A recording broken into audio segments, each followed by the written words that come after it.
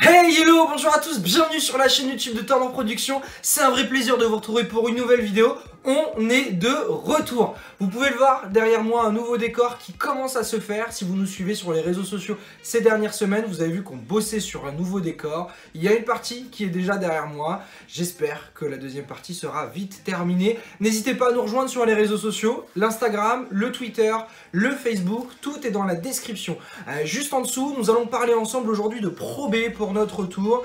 Et si la Pro B n'avait jamais été aussi forte? Effectivement, beaucoup de nouvelles recrues sont arrivées cet été dans le championnat de Pro B, mais également des joueurs qui sont restés, des joueurs dominants du championnat de la saison 2019-2020 qui restent pour la saison prochaine. On va bosser autour de ça, on va parler de ça durant toute cette vidéo tous ensemble.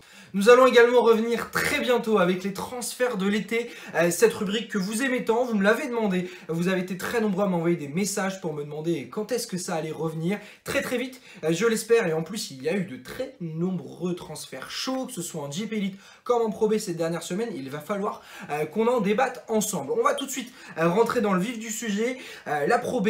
Vous le savez vraisemblablement, c'est une des meilleures deuxièmes divisions d'Europe.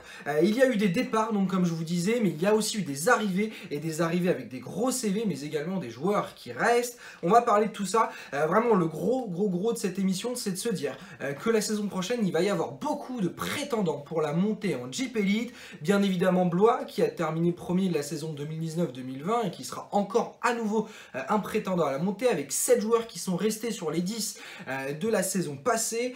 Fos-sur-Mer qui s'est également bien renforcé avec un joueur comme Nick Caner-Medley, on en parlera un petit peu plus tard. Lille, Nancy qui a fait un très gros effectif pour la saison prochaine.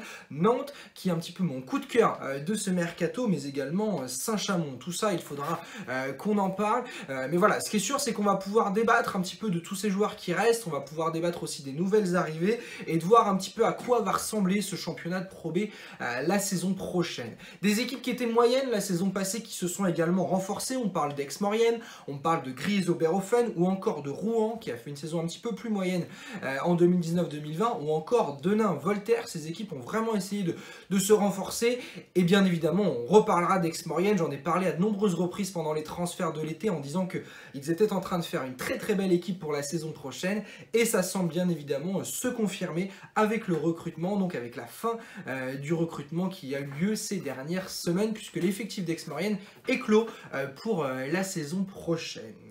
Deux MVP débarquent dans le championnat de Pro B pour la rentrée. On en a déjà parlé d'un, c'est Xavier Ford qui arrive justement du côté de la MSB, le club savoyard d'Aix-Maurienne. Meilleur joueur du championnat de Suisse cette saison, il était le meilleur rebondeur, il était le meilleur marqueur, il a tout vraiment pour réussir la saison prochaine.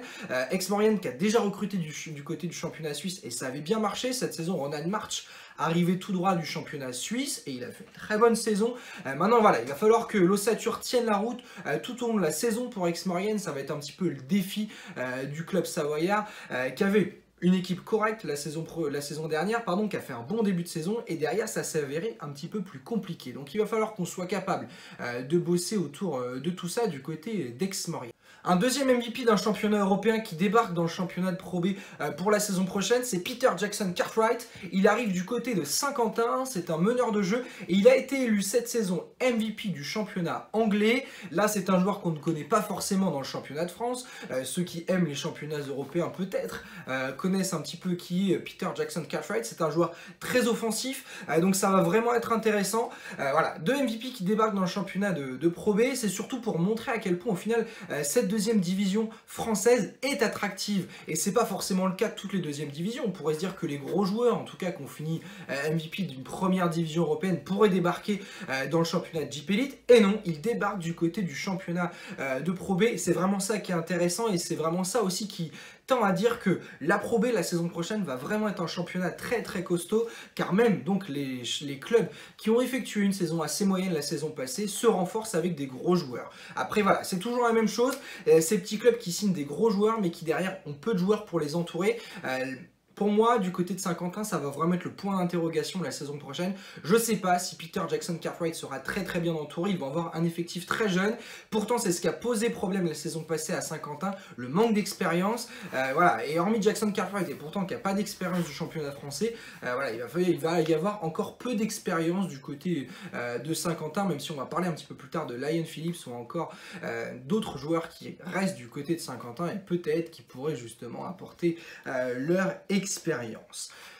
Ce qu'on peut dire aussi, c'est que les meilleurs joueurs du championnat de Pro B de la saison passée restent, et ça c'est fort. La plupart du temps, quand les joueurs font des grosses saisons en Pro B, ils montent en JP Elite ou alors ils vont chercher des plus gros contrats dans d'autres championnats européens. On parle notamment, je viens de le dire, de Lyon Phillips qui était meilleur rebondeur du championnat de Pro B. Il reste du côté de Saint-Quentin. Ça avait été en pourparlers, notamment quand on ne savait pas l'avenir encore du championnat de Pro B.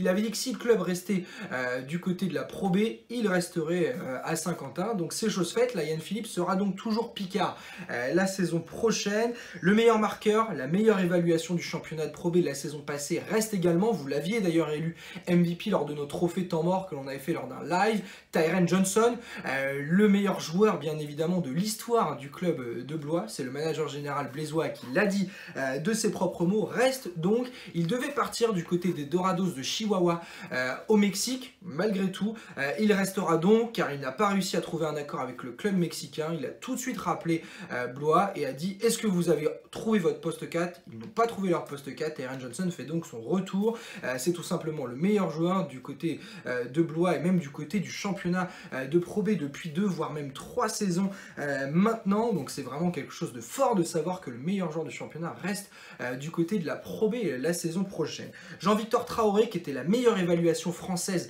du championnat de Pro B reste lui aussi du côté du Lille Métropole Basket, ça aussi c'est quelque chose de gros, même si Jean-Victor Traoré était encore sous contrat, il aurait pu pourquoi pas partir dans un autre club. Traoré reste et ça c'est donc fort. Jaron Burrows reste aussi, c'était la 7e meilleure évaluation du championnat de Pro B cette saison, il jouait du côté d'Aix-Maurienne et il retourne du côté de Fos-sur-Mer, on en a déjà parlé dans une précédente vidéo, n'hésitez pas à aller la voir si vous souhaitez. René Rougeau, 2e meilleure évaluation du championnat de Pro B, reste lui aussi du côté de Nantes, c'est pour ça aussi que je vous dis que Nantes est en train de se faire un très bel effectif pour la saison prochaine car il y a eu d'autres signatures, on pourra en parler un petit peu plus tard. Mais vraiment voilà, cette équipe de Nantes donne vraiment envie à regarder pour la saison prochaine, mais voilà tout ce qu'on peut dire autour des joueurs importants qui restent du côté du championnat de Pro B. Et ce qu'il faut dire également, c'est qu'il y a très peu de départs à noter pour la saison prochaine. D'habitude sur les saisons précédentes, beaucoup s'en vont vers la JP Elite, notamment dans des clubs moyens qui vont jouer le maintien. Ces clubs-là jouent le pari en recrutant des joueurs de Pro B. Et bien là cette saison ça n'a pas trop été le cas, quelques départs quand même. Ronald March, on en a parlé un petit peu plus tôt, il avait débarqué du championnat suisse du côté d'Aix-Maurienne, il a fait une bonne saison avec le club savoyard et il part donc pour la chorale de Roanne en JP Elite. Paul Rigaud également qui quitte Évreux et qui rejoint Gravelines Dunkerque. Shima Moneke qui quitte l'UJAP Quimper, il était la 3e meilleure évaluation de ce championnat de Pro B, il quitte donc Quimper pour rejoindre l'Orléans Loiret Basket. Et le dernier joueur avec des fortes statistiques à partir de Pro B, c'est Stéphane Gombeau qui quitte l'ADA Blois et qui devrait rejoindre un club de JP Elite. Pour l'instant son club n'a pas été officialisé, il avait été un temps attendu du côté de Chalon-Reims avant que les rumeurs soient écartées. Donc pour l'instant la 2e évaluation française du championnat de Pro B n'a toujours pas trouvé sa destination, mais ce qui est sûr c'est qu'il va quitter le championnat de Pro B. Des signatures importantes et même un retour dont il faut absolument qu'on parle, c'est Amin Stevens qui fait son retour du côté de Rouen. Il y a 3 saisons, il était quasiment le MVP officiel. Au final, il était le MVP officieux parce que Tyren Johnson avait récupéré ce titre avec la saison incroyable de l'ADA Blois. Mais la meilleure évaluation cette saison-là du championnat de Pro B, c'était Amin Stevens. Depuis, il avait quitté le championnat français pour partir dans des championnats européens avant au final de revenir. Donc pour cette saison, il va revenir du côté du Rouen Métropole Basket. Ça, c'est une pioche énorme pour le RMB. Je parlais justement des clubs moyens qui se sont renforcés. Rouen avec Amin Stevens, ça fait fait un coup incroyable. Il tournait à 20 points de moyenne sur sa saison du côté du championnat de Pro B. Donc voilà, ce retour est totalement incroyable. Je pense qu'il faut quand même le dire.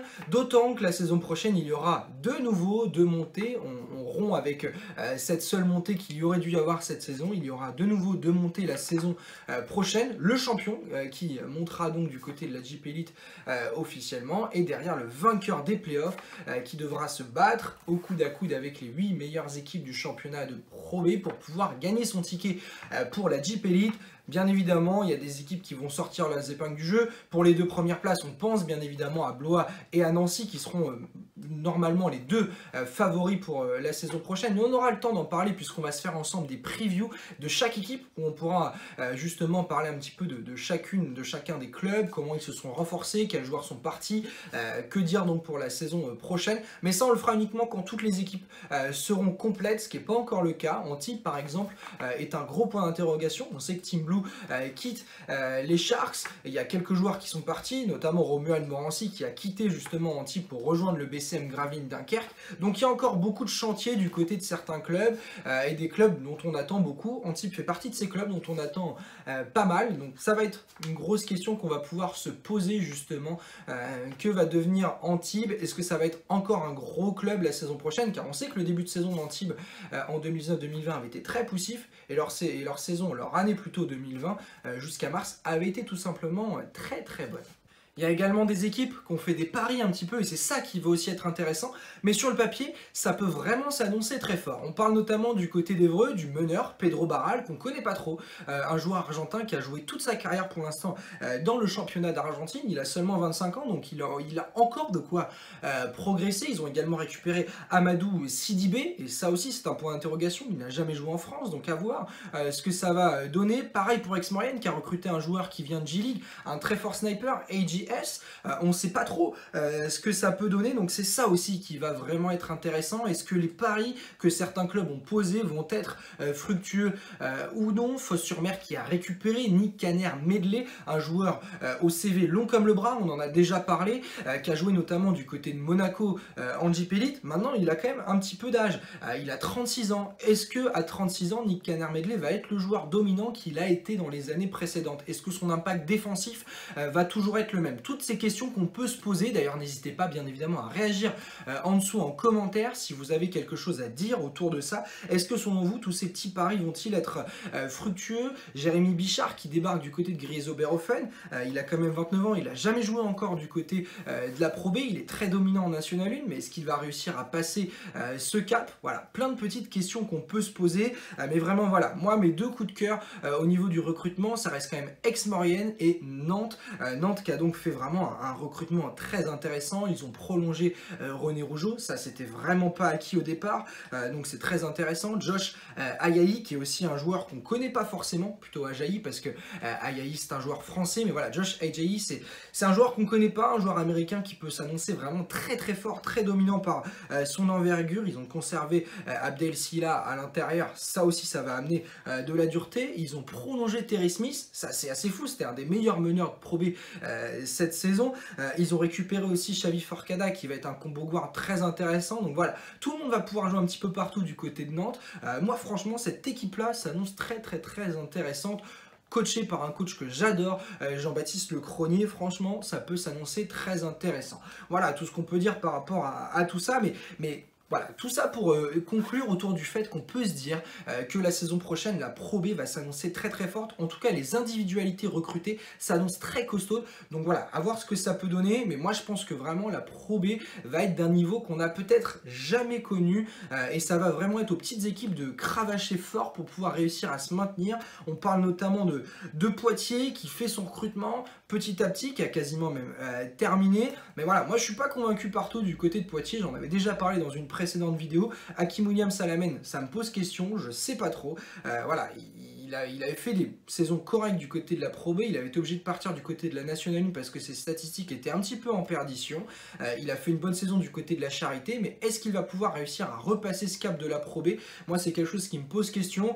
Le retour de Laurent Sekperidjin, on n'a pas eu le temps d'en parler, mais ça, c'est quand même quelque chose de très intéressant aussi. Mais à voir comment ça va se passer avec Chris McKnight. Est-ce que cette affiliation va être positive à l'intérieur, d'autant que c'est deux joueurs qui n'ont pas forcément le même profil. Chris McKnight est capable de s'écarter un petit peu pour avoir du shoot, mais ils font tous les deux la même taille, donc voilà, il n'y aura pas forcément un mec plus dominant qu'un autre dans la hauteur. Donc voilà tout ce qu'on peut dire par rapport à tout ça, mais moi franchement, ce championnat de Pro B me semble très intéressant. Voilà tout ce qu'on peut vous dire pour cette vidéo de retour. N'hésitez pas à me dire en commentaire votre avis sur les recrutements. On aura bien évidemment le temps, comme je vous disais, de se retrouver dans une prochaine vidéo pour parler des previews. N'hésitez pas aussi à me dire en commentaire ce que vous pensez de ce petit décor qui est derrière, sachant qu'il n'est pas terminé. Abonnez-vous aux réseaux sociaux si ce n'est pas fait pour suivre un petit peu le déroulement de la création de ce décor. Et on va bien évidemment revenir avec une vidéo très rapidement. N'hésitez pas aussi, si elle vous a plu, à lâcher un petit pouce bleu en bas de la vidéo, il n'y a que ça qui est vrai, et à vous abonner si vous êtes nouveau, ça permet le référencement et ça permet aussi de remonter un petit peu. En tout cas, on est de retour, Temps Mort Production est de retour pour plein de petites vidéos, donc j'espère que ça vous fait plaisir. N'hésitez pas à me le dire en commentaire et on se retrouve très vite pour une nouvelle vidéo. Salut!